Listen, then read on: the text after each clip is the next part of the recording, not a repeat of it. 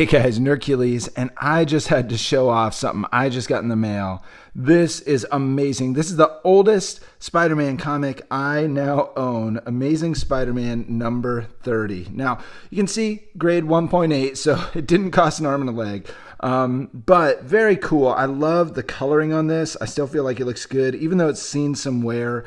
Getting old comics graded like this, even if they're not going to be worth a ton in the long run, feels like it's worth it for the historical value, right? But I love having something this old in my collection. And I also love it because it's a pretty key issue and kind of a debated issue for a couple of reasons. So you can see up here it says first appearance of the cat burglar, right? And here he is over on the left. Now this was a villain that was created by Steve Ditko and Stan Lee back in the 60s in 1965 when this first debuted. And this villain, he was originally just going to be a cat burglar who kind of runs a gang of thieves and whatnot throughout the city. Well, he was kind of so big in this issue that later on in Spectacular Spider-Man number 47, the cat burglar actually turns into the Prowler. Not the first Prowler, but the second iteration of the Prowler, which is pretty cool. He later ends up getting arrested and going to jail. But that's not the end of the story. Then we saw in the 90s Spider-Man cartoon, and then again in the Spectacular Spider-Man cartoon in the 2000s, that the cat burglar figure was kind of resurrected in alignment with another villain that you would, or anti-hero that you would probably expect in Spider-Man, the Black Cat.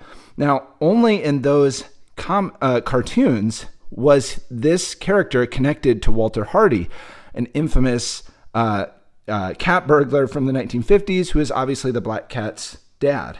Now, in the comic timeline, that's never been verified, but it's never been disputed either. So this is one of those cool issues that in time, if they ever fully verify that and kind of turn what was in the cartoons into actual canon, could be worth quite a bit. So that being said, it's always worth it to kind of look out for these older comics because they're always trying to kind of circle back, create more cohesion amongst these different variations between cartoons and comics, especially with the MCU and everything. So picking these up, especially anytime you have the original appearance of an old classic character, is always well worth it.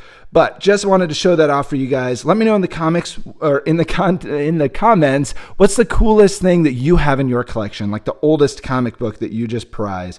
I'd love to hear it. And until next time, high five, subscribe. Subscribe. Oh yeah. Hercules.